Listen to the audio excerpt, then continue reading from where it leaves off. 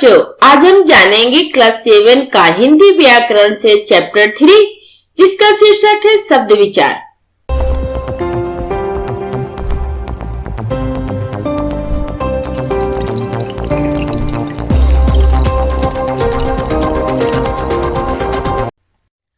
बच्चों, जानेंगे शब्द किसे कहते हैं। तो शब्द वर्णों के सार्थक समूह को शब्द कहते हैं। मनुष्य को अपने मन के भाव विचार प्रकट करने के लिए भाषा की आवश्यकता होती है और भाषा वाक्यों के मेल से बनती है और वाक्य शब्दों के मेल से बनते हैं। शब्द वर्णों के सार्थक मेल से बनते हैं। इस प्रकार वर्णों के सार्थक मेल को शब्द कहते हैं, जैसे पुस्तक, कमल, रतन। अब शब्दों के वर्गीकरण मतलब शब्दों के कितने भेद होते हैं। तो शब्दों के 5 भेद होते हैं। पहला, स्रोत या उत्पत्ति के आधार पर। दूसरा यानी सेकंड, रचना के आधार पर। थर्ड, प्रयोग के आधार पर। 4 है अर्थ के आधार पर। 5 है विकार के आधार पर। पहला जानेंगे स्रोत या उत्पत्ति के आधार पर शब्दों के 4 भागों में बांट सकते हैं। पहला है तत्सम शब्द, सेकंड है तद्भव शब्द, थर्ड है देशज शब्द, 4 है विदेशी शब्द। तो पहला तत्सम शब्द किसे कहते हैं। तत्सम शब्द तत् प्लस सम शब्द से मिलकर बना है। तत् का अर्थ है उसके तथा सम का अर्थ है समान यानी उसके समान। संस्कृत के वे शब्द जो हिंदी में बिना किसी परिवर्तन के प्रयोग में लाए जाते हैं वे तत्सम शब्द कहलाते हैं। जैसे दूध, दुग्ध, जैसे रात्रि, जल, कवि, गुरु, फल इत्यादि। ये सब संस्कृत में जैसे रहते हैं वैसे हिंदी में भी प्रयोग लाए जाते हैं, उसे हम तत्सम शब्द कहते हैं। सेकंड है तद्भव शब्द। तद्भव शब्द तद प्लस भव यानी उससे यानी संस्कृत से पैदा हुए। ये सभी शब्द संस्कृत शब्दों से विकसित हुए हैं। जैसे दुग्ध से दूध, अग्नि से आग, सर्प से सांप, पत्र से पत्ता। अब थर्ड है देशज शब्द। जो शब्द देश में भिन्न भिन्न क्षेत्रों की आम बोलचाल की भाषा से हिंदी में आए हैं वे देशज शब्द कहलाते हैं। जैसे पगड़ी, थैला, डिबिया आदि। बच्चों, यहाँ पे कुछ हम तत्सम और तद्भव शब्द जानेंगे। तत्सम शब्द है सर्प, तद्भव सांप। तत्सम है अर्ध तो तद्भव है आधा। तत्सम है चंद्र तो तद्भव है चांद। इसी तरह कपोत से कबूतर, मुख मुंह, नौ नया, वधु बहू, ग्राम गांव, उल्लुक उल्लू, दंत दांत, अग्नि आग। अब वही फिर से तत्सम शब्द है पक्षी तो तद्भव पंछी। तत्सम है हस्त, तद्भव है हाथ। तत्सम है कर्म, तद्भव है काम। उसी तरह कृषक, किसान, कुपुत्र, कपूत, उज्जवल उजाला, कर्म काम, गृह घर, हाश हसी, शिक्षा सीख। 4 है विदेशी शब्द। विदेशी भाषाओं से लिए गए शब्द को विदेशी शब्द कहते हैं। हिंदी में अंग्रेजी, तुर्की, फारसी, अरबी, पुर्तगाली आदि भाषाओं के शब्द प्रयोग हो रहे हैं। जैसे अंग्रेजी में school, telephone, car, radio, pen, station, cinema, pant, coat, doctor इत्यादि। अब तुर्की भाषा में कैंची, चाकू, तोप, कुर्ता, लाश आदि। और फारसी शब्द फौज, कागज, हजार, दुकान इत्यादि। अरबी भाषा के आदमी, औरत, किताब, मकान आदि। अब हम जानेंगे रचना के आधार पर कितने भेद होते हैं। तो रचना या बनावट के आधार पर शब्दों के 3 भेद होते हैं। पहला रूढ़ शब्द, सेकंड है यौगिक शब्द, थर्ड है योग रूढ़ शब्द। अब पहला रूढ़ शब्द के बारे में जानेंगे। रूढ़ शब्द वे शब्द जो परंपरा से किसी व्यक्ति, स्थान, वस्तु या प्राणी आदि के लिए प्रयोग में होते चले आ रहे हैं उन्हें हम रूढ़ शब्द कहते हैं। इन शब्दों के खंड करने पर इनका कोई अर्थ नहीं निकलता यानी खंड करने पर ये शब्द अर्थहीन हो जाते हैं। जैसे घर, माता, कलम। उसे हम रूढ़ शब्दों के खंडों का कोई अर्थ नहीं होता, उसे हम रूढ़ शब्द कहते हैं। जैसे क प्लस ल प्लस म। इनको खंडों करने पे कोई अर्थ नहीं निकलता है और जोड़ने पे अर्थ निकलता है, उसे हम रूढ़ शब्द कहते हैं। सेकंड है यौगिक शब्द। यौगिक शब्द वे शब्द जो दो शब्दों के योग से बनते हैं उन्हें योग का अर्थ होता है जोड़। अतः दो शब्दों के जोड़ से बने ऐसे शब्द जो सार्थक होते हैं यौगिक शब्द कहलाते हैं। इनके टुकड़े किए जा सकते हैं, जैसे पाठशाला बराबर पाठ प्लस शाला, पुस्तकालय पुस्तक प्लस आलय पुस्तकालय, दुकानदार दुकान प्लस दार दुकानदार। यौगिक शब्दों की रचना उपसर्ग प्रत्यय तथा समाज के द्वारा होती है।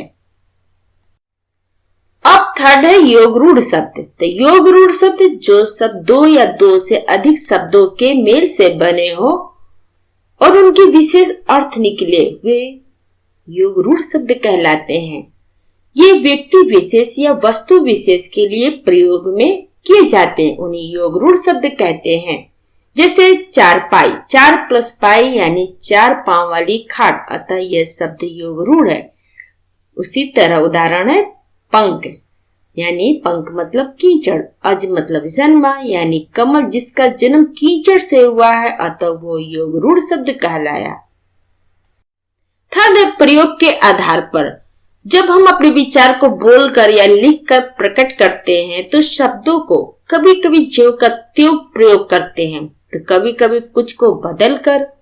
इस आधार पर शब्दों के दो भेद होते हैं, पहला विकारी शब्द, सेकंड है अविकारी शब्द।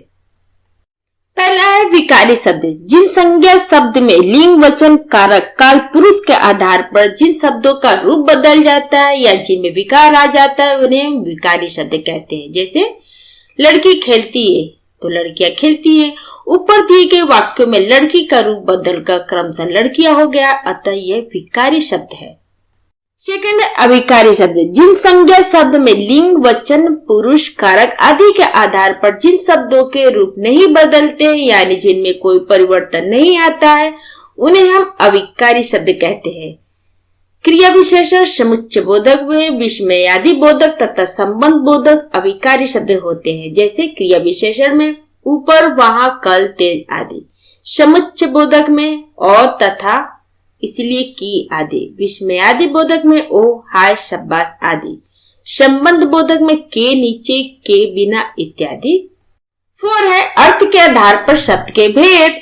तो अर्थ की विविधता के आधार पर शब्दों के 6 भेद हैं। पहला एकार्थी शब्द, सेकंड है अनेकार्थी शब्द, थर्ड है पर्यायवाची शब्द, 4 है विलोम शब्द, 5 है श्रुति संभिन्नार्थक शब्द और 6 है अनेक शब्दों के लिए एक शब्द। पहला एकार्थी शब्द, जिन शब्दों का केवल एक ही अर्थ होता है उन्हें हम एकार्थ शब्द कहते हैं, मित्र पहाड़ नदी आदि। सेकंड है अनेकार्थ शब्द, जो शब्द एक से अधिक अर्थ देते हैं वे अनेकार्थक शब्द कहलाते हैं। जैसे पत्र पत्ता चिट्ठी भेद रहस्य प्रकार घट घड़ा शरीर। थर्ड है पर्यायवाची शब्द, समान अर्थ बताने वाले शब्द पर्यायवाची शब्द कहलाते हैं। जैसे दिवस, दिवस का पर्यायवाची शब्द हुआ वासर वार दिन अन्न आदि। तन का पर्यायवाची शब्द हुआ काया शरीर वपु बदने गात आदि। 4 है विलोम शब्द, जो शब्द एक दूसरे का विपरीत अर्थ प्रकट करते उन्हें हम विलोम शब्द कहते हैं। जैसे आई इंटू वे, वरदान इंटू अभिशाप मतलब अपोजिट, एकता म इंटू अनेकता।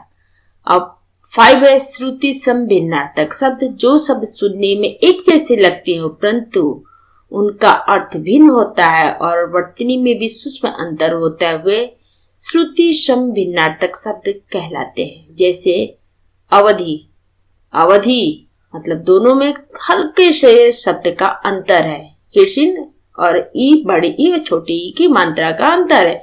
तो एक से होता है अवधि मतलब समय, एक से एक अवधि से होता है अर्थ है भाषा का नाम, अन्य अन्य तो एक अन्य से अर्थ निकलता है अनाज, तो एक अन्य का अर्थ होता है दूसरा। जिन शब्दों का प्रयोग वाक्य बनाते वक्त अनेक शब्दों के स्थान पर एक शब्द किया जाता है वे शब्द अथवा अनेक शब्दों के लिए एक शब्द कहलाते हैं। जैसे भगवान विष्णु का उपासक, उसे एक शब्द में कहेंगे वैष्णव। जिसे कभी बुढ़ापा न है उसे एक शब्द में कहेंगे अजर। 5 है विकार अथवा व्याकरण के आधार पर शब्द के भेद। तो व्याकरण के दृष्टि से भाषा में प्रयोग किए जाने वाले शब्दों के दो भेद होते हैं। पहला विकारी शब्द, दूसरा है अविकारी शब्द। फर्स्ट है विकारी शब्द। विकार या परिवर्तन जो संज्ञा शब्द में प्रयोग किए जाने पर लिंग, वचन, कारक, काल के कारण अपना रूप बदल लेते हैं, वे विकारी शब्द कहलाते हैं। इसके 4 भेद होते हैं। पहला है सर्वनाम, सेकंड है विशेषण, थर्ड है संज्ञा, 4 है क्रिया। प्रयोग के आधार पर इनका रूप बदल जाता है। जैसे संज्ञा में बच्चा, बच्चे, बच्चों आदि। सर्वनाम में वो, वे, उनका, उन्होंने आदि। विशेषण में मोटा, मोटी, ऊंची, ऊंची आदि। क्रिया में आता है, आते हैं, आएंगे, आए थे आदि। सेकंड है अविकारी शब्द। उ प्लस विकार यानी जिसमें परिवर्तन ना हो। जिन संज्ञा शब्दों के रूप में लिंग, वचन, कारक, काल आदि के कारण कोई परिवर्तन नहीं होता है, वे अविकारी शब्द कहलाते हैं। इसके भी 4 भेद होते हैं। जैसे क्रिया विशेषण में धीरे धीरे, बाहर, जल्दी आदि। संबंध बोधक में से पहले, के बाद, के साथ आदि। समुच्चय बोधक में किंतु, परंतु, अथवा आदि। विस्मय आदि बोधक में अरे, ओह, वाह, क्या इत्यादि। आपको मेरा ये वीडियो अच्छा लगा हो तो लाइक करें, या फिर कोई डाउट हो तो आप हमें कमेंट बॉक्स में लिख कर बताएं। अगर आप पहली बार मेरे चैनल पे आए हैं तो सब्सक्राइब करें और बेल आइकन को प्रेस करें, जिससे आपको मेरे नए वीडियो का नोटिफिकेशन सबसे पहले मिले। थैंक यू बच्चों, फिर मिलते हैं अगले वीडियो में।